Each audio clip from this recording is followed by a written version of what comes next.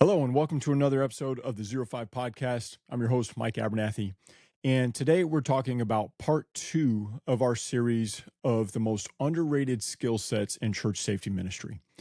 In episode 1, or part 1 of this series, we discussed clear communications, emergency communications, and how vital the ability to clearly, concisely, and communicate through a situation is, especially if it's over the radio. Today's underrated skill is a skill that is really the crux of every other skill set that we implement. If you cannot implement this particular skill set, you can't do any of the others. You cannot talk clearly on the radio. You cannot think your way through a situation. And you definitely lose fine motor control that you might need depending on what the situation's thrown at you. What I'm talking about is the ability to remain calm in a highly stressful situation. Now, this is a skill set that, believe it or not, does not come naturally to anybody. It is something that must be developed, it must be trained, and it must be practiced. So let me paint a picture for you. A few years back, my family and I, we were out camping with some other families from the church. I had a mess load of kids there. And while all the adults are sitting around the campfire and making lunch, the kids are running around and playing. And two of the older kids, a 10-year-old and a 12-year-old, think that it would be funny if the 12-year-old puts the 10-year-old on his shoulders and they're going to chase all the little kids like monsters. So, of course, they attempt it. And, of course, one kid carrying another kid on his shoulders and running around does not go well. The kid on top ends up falling backwards and knocks his head really, really hard on the ground. The moms see this, and of course, they gasp and they start freaking out. I saw the whole thing. I saw the mechanism of injury, and so I calmly walk over there and grab the kid and start assessing him in a calm, low-toned voice, just asking him the questions that you would ask somebody that had a potential head injury. And in doing so, rather than he went from screaming bloody murder and freaking out to kind of calming down and answering my questions like I was hoping he would answer. And so I ended up determining that it wasn't anything worse than possibly a concussion, told the mom what we need to look for, and that was that. After the situation was over, I overheard one of the other moms ask my wife, how in the world does Mike stay so calm in something like that? And at the time, I'd already been a firefighter for 5 or 6 years. And my wife just says, he does it all the time. He's used to it. In fact, this probably isn't the most stressful thing he's seen this week. And that is the beauty of how God has created us, is that we have the ability to adapt and to get used to things, to get used to stressors, to be able to overcome them. If you haven't read On Combat by Lieutenant Colonel Grossman, I highly, highly recommend reading it. On Killing is really, really good about understanding the psychology of killing, but On Combat goes into a lot more depth of the psychological and physiological effects of high stress situations. And one of the terms that Colonel Grossman talks about is stress inoculation. All right, what stress inoculation is it's very similar to vaccination, right? And bear with me. I understand that there's a lot of politics behind vaccinations since COVID and all that stuff. Let's go back to the early days of vaccination when big pharma and big money wasn't involved. And what a vaccination was they injected you with a small amount of the virus or the illness that you were trying to avoid, and your body built up immunities to that particular virus because it had encountered a smaller level of that virus. Well, we can kind of do the same thing with stress. God has made our minds and our bodies in an amazing way that we have the ability to not only adapt to stressors, but adapt in a manner that we overcompensate for the stressor that we encounter. So think of it this way. Before I got into the safety ministry, I did personal training as a side job. And imagine if I got under a bar and I squatted 225 pounds for as many reps as I could do, just shy of failure. And let's say I did 10 reps. My body is going to sense that direct stress that is happening to my body. My legs are going to feel the stress. My central nervous system is going to feel the stress. So my body is going to say, yeah, we don't like this. We need to do something to make sure this doesn't hurt so much. And so over the next 48 hours, what my body is going to do is it's going to recover from that stress. It's going to recover from it first. And then it's going to make adaptations. It's going to build muscle fiber. It's going to build neuromuscular connections.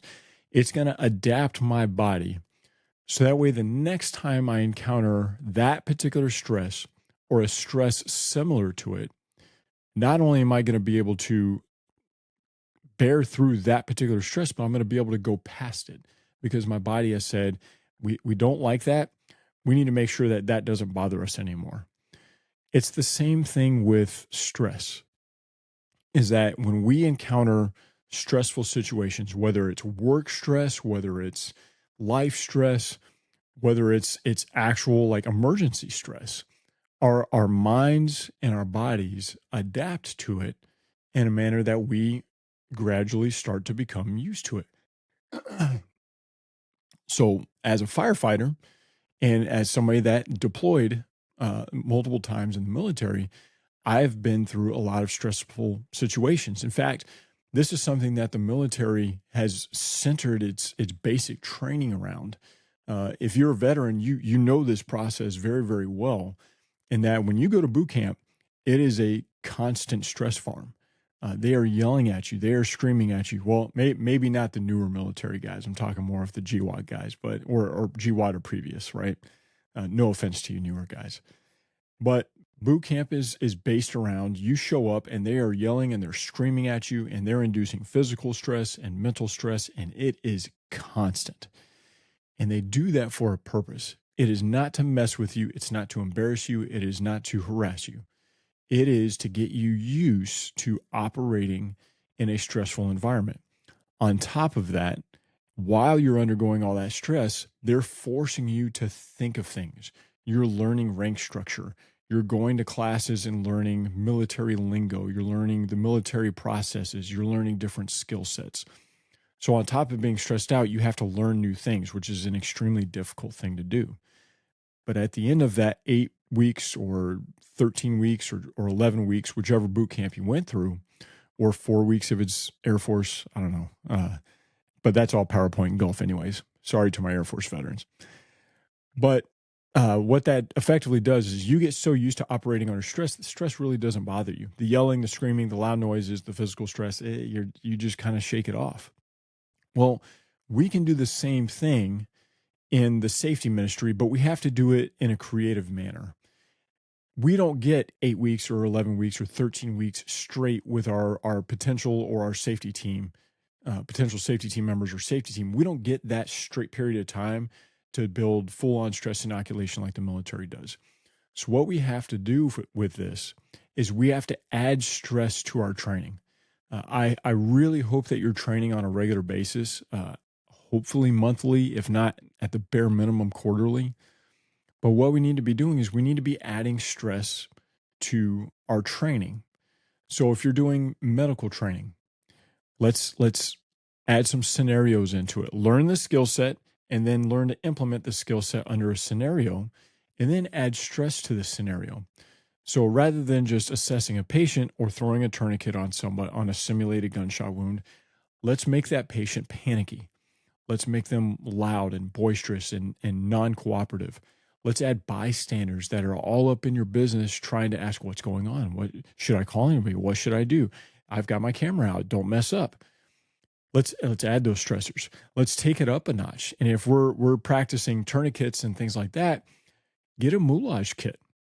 Like if you have somebody on your team that they're really good at makeup or their wives are really good at makeup, moulage kits really don't cost a whole lot. And if they're good with makeup, you can make some fake blood and you can make fake gunshot wounds look really real.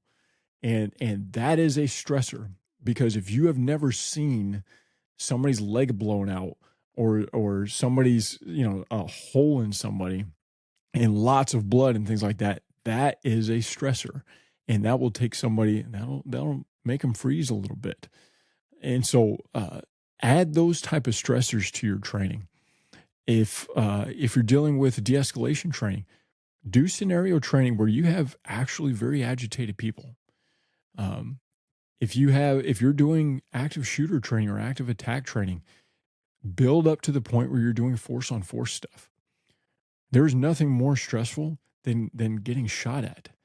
And so like yes, it's simulated. Yes, it's not really going to kill you, but if you're using simunitions or UTM, which is the best for force on force training, airsoft is fine, but simunitions and UTM are best because they hurt more and they sound a little more like gunshots. If you're using those, they hurt a lot. And there is a natural disinclination towards being hurt. So your heart rate's going to go up. Your respiratory rate is going to go up, and you're going to truthfully experience a high level of stress. But if we can incorporate these things into our training, we'll start to learn how to recognize the early signs of physiological stress, and then we'll develop the ability to adapt to that stress.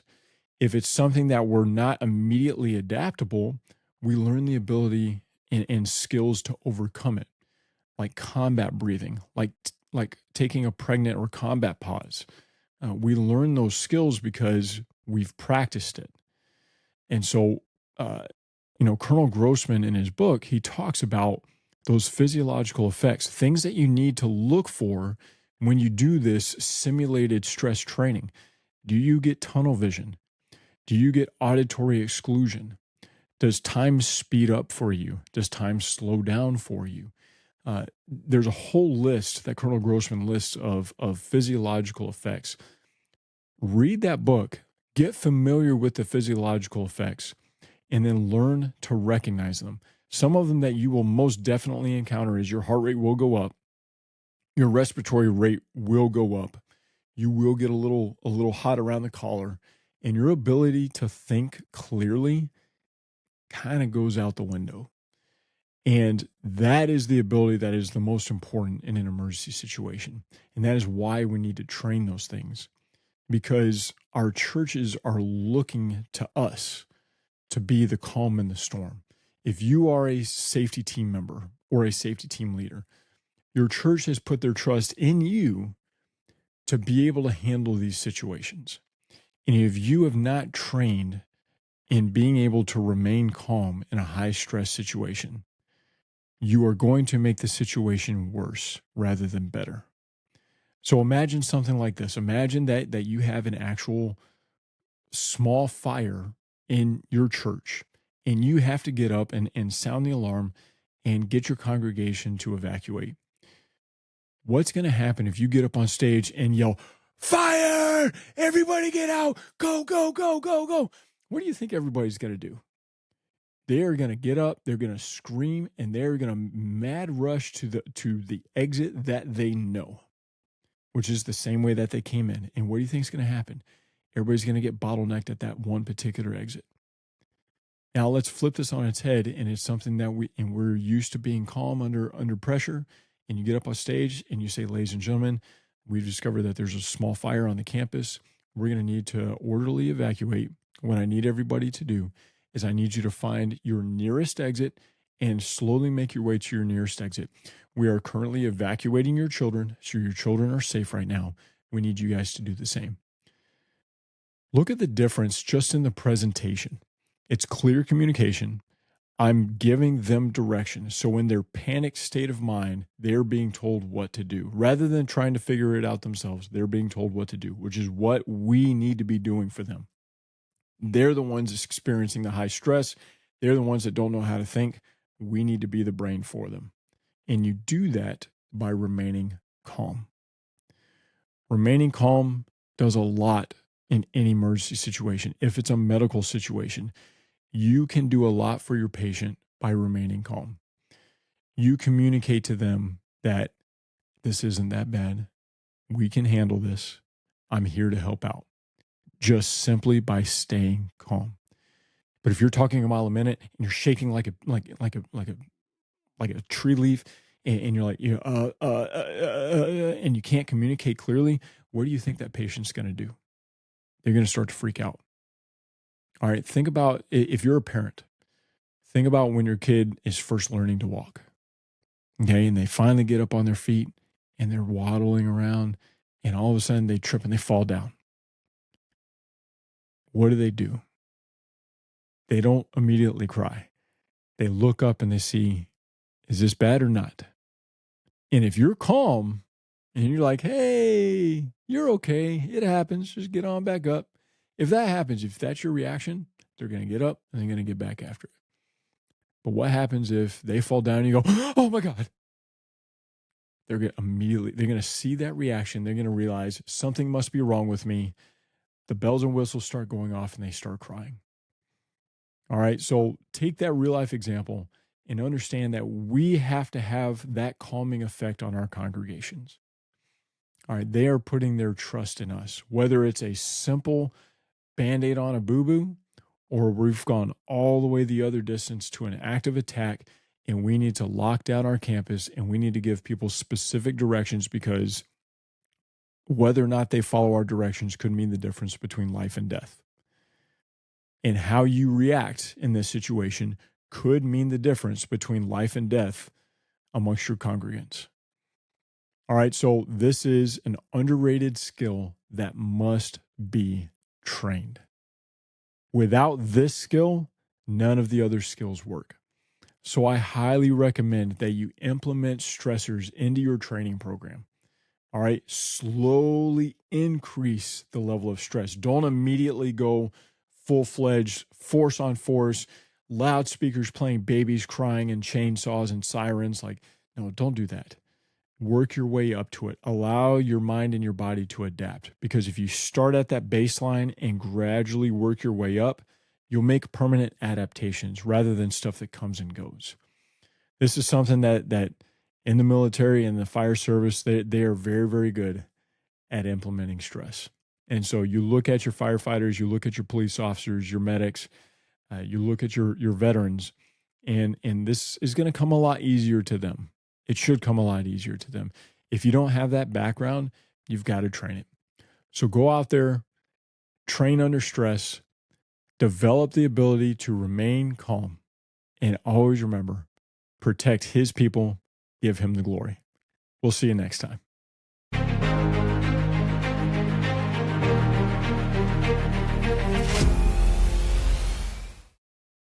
Thank you for listening to the 05 podcast.